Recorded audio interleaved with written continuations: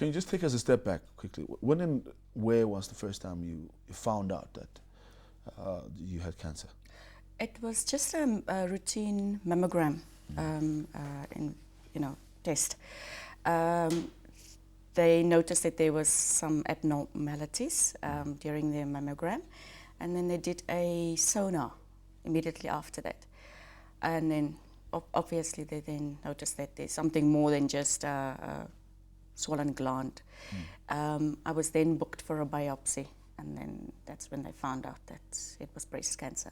How long ago was that? It was 5 years ago. It was 5 years ago. Yes. How did you take the news? I mean, at the time, after they made the announcement, how did you? It was such a shock. Breast cancer is not prevalent in my family, so I was actually the first one, and it's something that you don't ever think about. I was not the ideal candidate for breast cancer, so it was really a shock and totally unexpected. So generally, you said that there was no history of breast cancer in the family. Plus, obviously, you're I was probably also young. aware of what you're eating, and you're also young then. Yes. And I had kids, and I breastfed. So all those things, you hear these stories. You get breast cancer when you don't do this and don't. So I was just not the ideal candidate. But what went through your mind, though? I mean, after you've heard the news, of course, like 2-3 days after that. You think about death. There was such a negative connotation to breast cancer, so you think about death.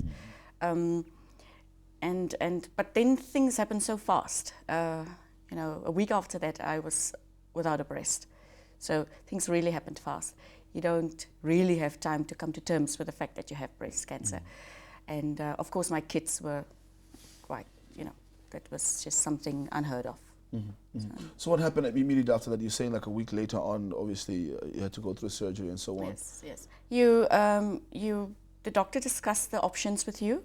But at that stage, although I was really in the beginning of breast cancer, it was just the logical solution to remove my breast. That was what I was told at the time. So you go ahead with it, and